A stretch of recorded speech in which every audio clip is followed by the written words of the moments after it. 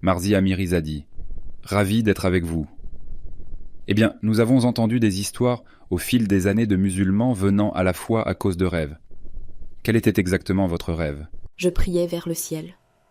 Soudain, un cheval blanc est descendu et il a dit « Assieds-toi sur mon dos ». Et quand j'ai obéi, le cheval m'a emmené dans une ville où des musulmans très radicaux pratiquèrent l'islam. Et au début, ils ne pouvaient pas me voir, ni le cheval. Et je les regardais simplement. Et soudain, Dieu m'a révélé leur vrai visage. Et ils ont tous pris des traits sauvages. Et dès qu'ils m'ont vu, ils ont essayé de m'attaquer et de me faire descendre du cheval. Et le cheval a commencé à courir pour me sauver de ces gens. Et je me souviens que je tenais son cou. Et pendant qu'il galopait, j'ai senti un amour incroyable se déverser de ce cheval, se déversant en moi, que je n'avais jamais ressenti auparavant. Et quand nous étions en sécurité, je me suis réveillée.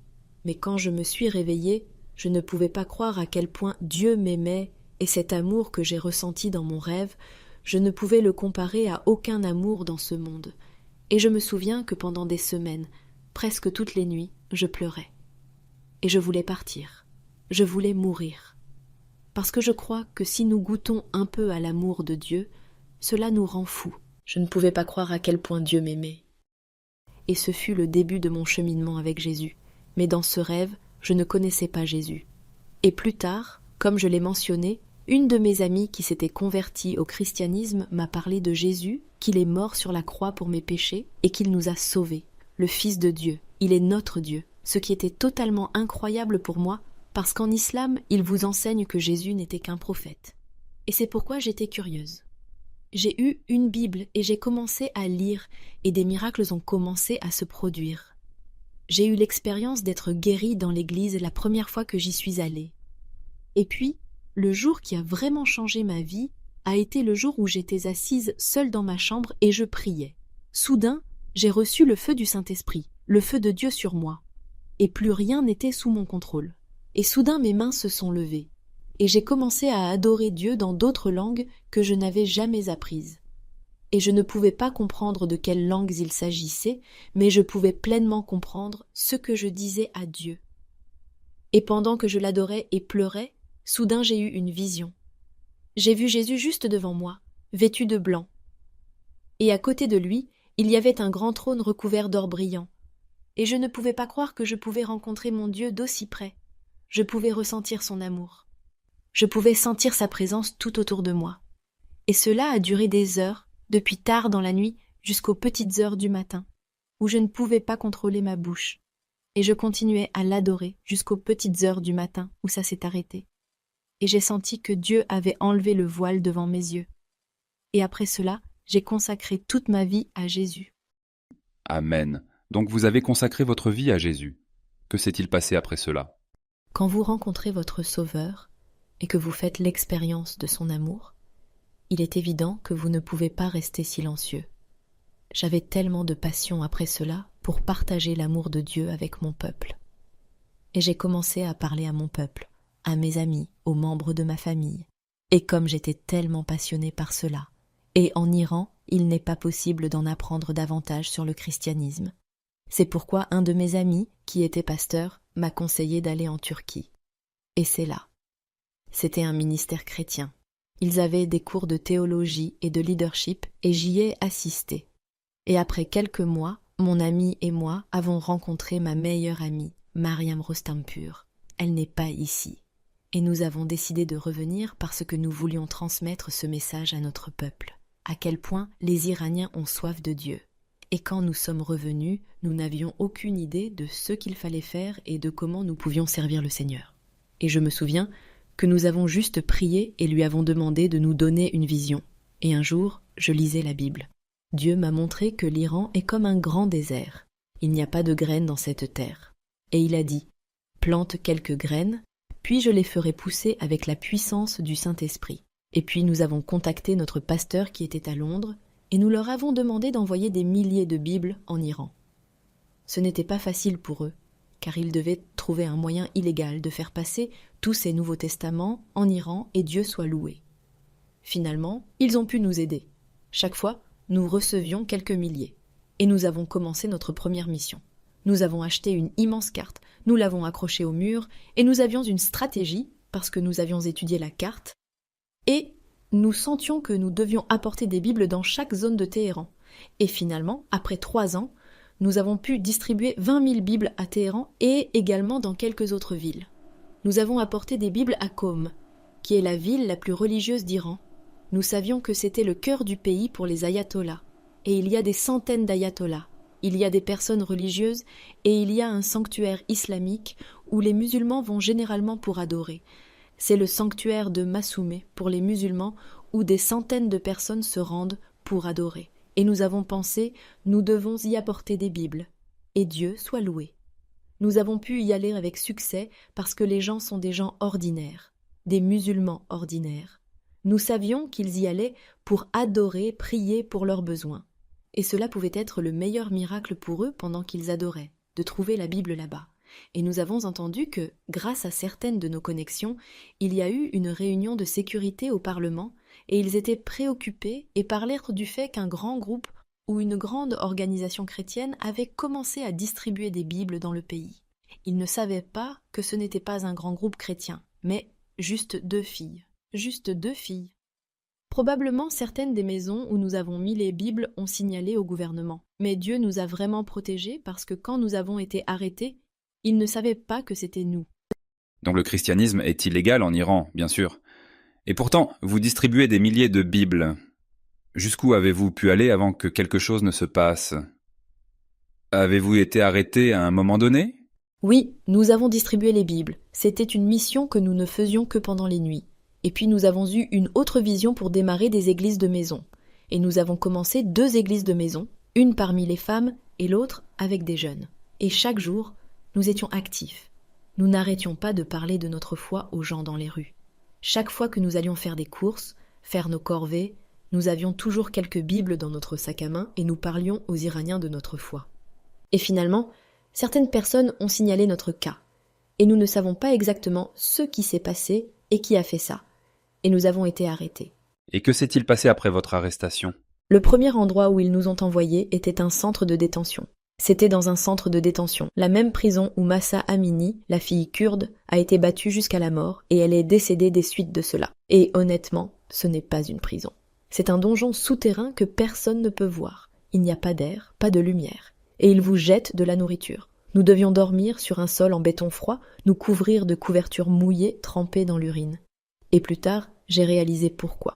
Parce qu'ils fermaient les portes des cellules à 20h jusqu'au matin, et les prisonniers n'étaient pas autorisés à utiliser les toilettes. Et certains prisonniers ne pouvaient pas se contrôler.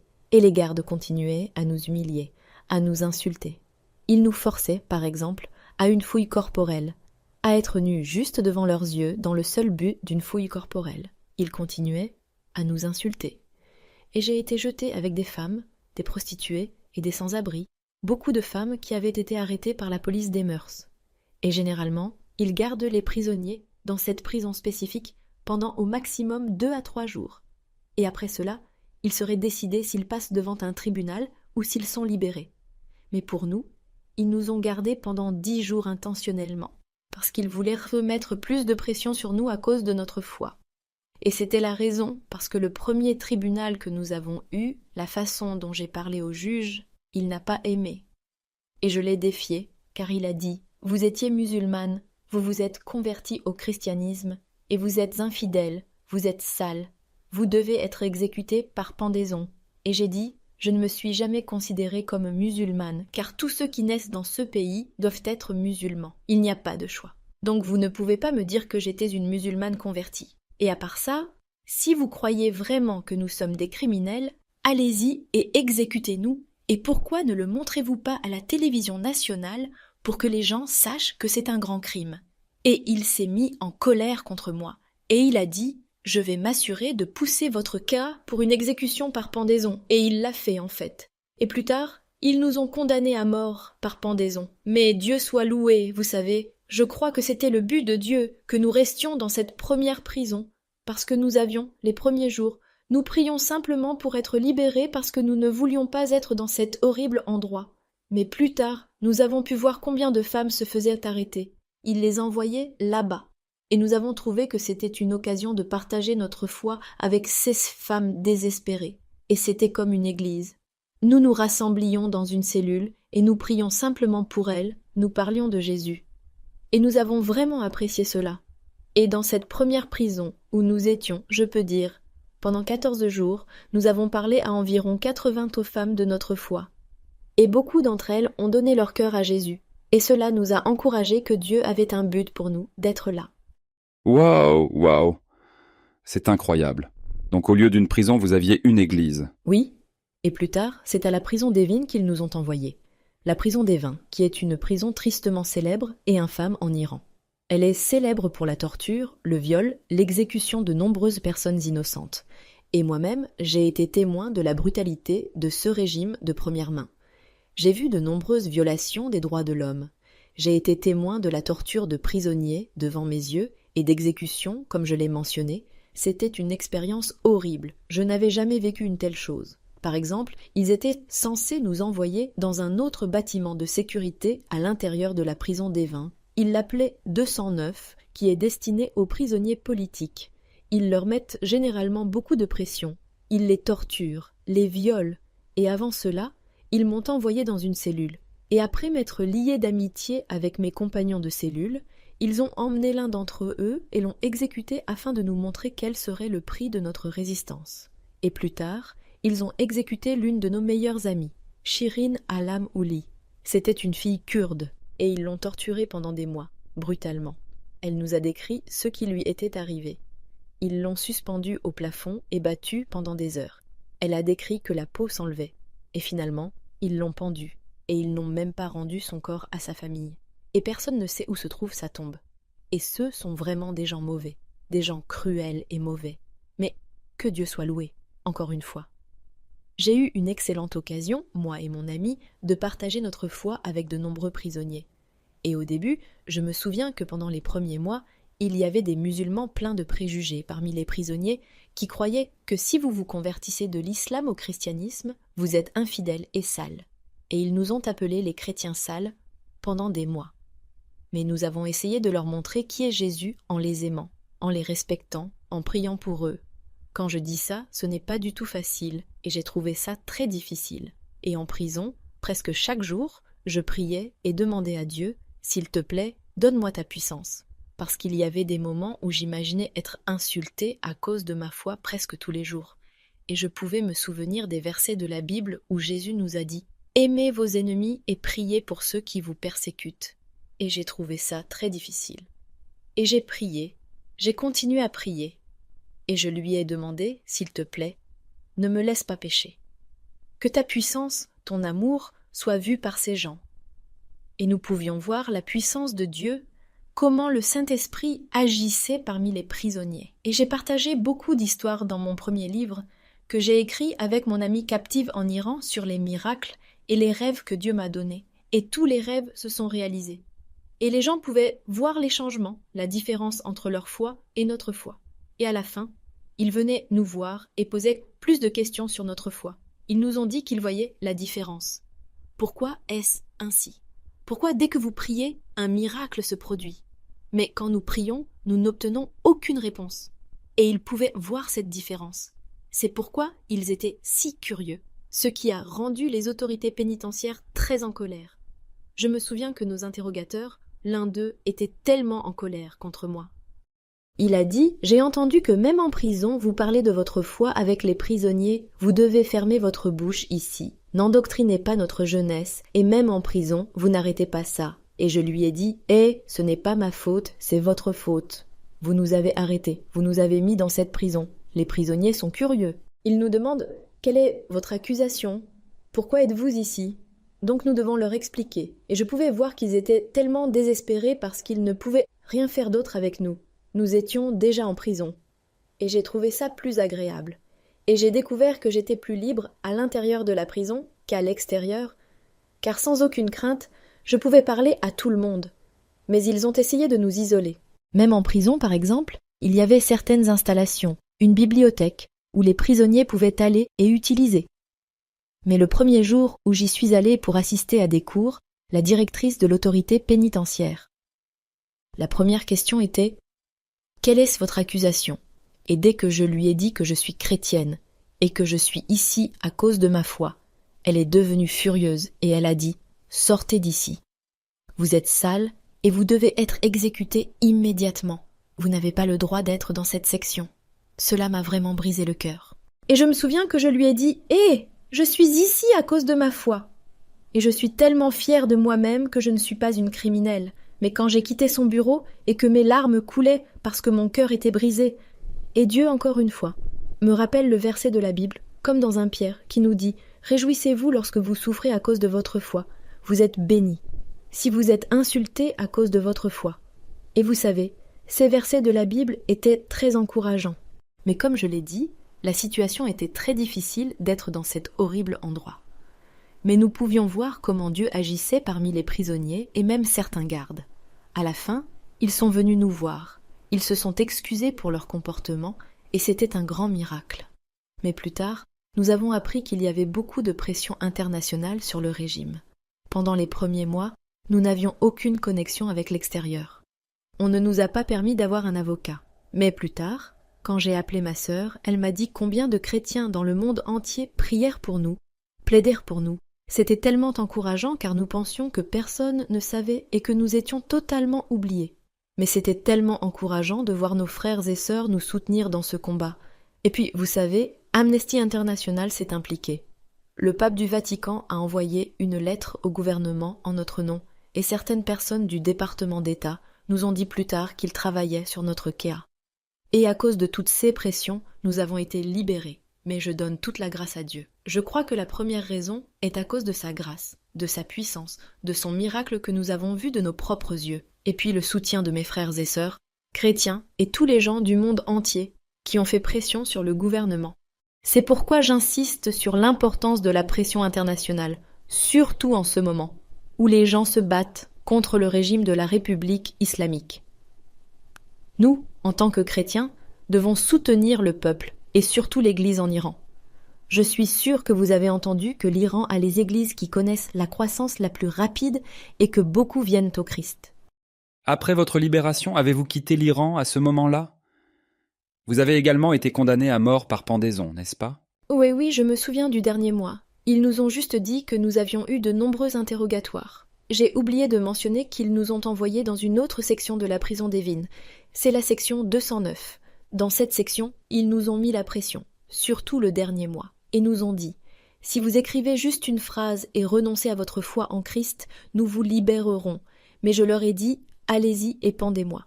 Je ne vais pas renier ma foi car je ne suis pas venue à la foi juste parce qu'un jour je me suis réveillée et j'ai décidé d'être chrétienne. » De nombreux miracles se sont produits, de nombreux rêves que Dieu m'a montrés. Et suite à cela, j'ai donné mon cœur à Jésus. Donc même si vous coupez chaque partie de mon corps, vous n'êtes pas capable de séparer Jésus de moi. Et ils étaient tellement désespérés. Et oui, je disais qu'après ça, à cause de toutes ces pressions, ils nous ont libérés. Mais nous avions encore un autre tribunal. Et ils ont dit, dans 6 mois, vous aurez un autre tribunal. Et nous avons compris qu'il y avait une grande discussion entre les ayatollahs et le gouvernement, parce qu'au niveau international, ils étaient sous pression. Mais les ayatollahs devaient se battre avec le gouvernement, car selon la loi de la charia, nous étions censés être pendus. Notre plus grande accusation était l'apostasie, qui est punissable de mort. Et je me souviens qu'ils nous ont donné tous nos passeports, tous les documents qu'ils avaient confisqués, et ils s'attendaient à ce que nous nous échappions, car si nous quittions le pays à ce moment-là, ils pouvaient dire « d'accord, ils se sont échappés ». C'était très difficile pour eux de nous dire verbalement qu'ils allaient nous libérer. Et c'est pourquoi ils préféraient que nous nous échappions. Et je me souviens que quand nous avons été libérés, notre pasteur nous a dit « Ne restez pas, quittez le pays, vous avez le passeport ». Et puis nous avons prié. Nous avons pensé « Non, nous n'allons pas nous échapper. Et nous irons au tribunal à la date qu'ils nous ont donnée. » Et nous étions prêts. Mais c'était tellement drôle. Au dernier tribunal, il y avait 5 juges, mais le président des juges connaissait la situation.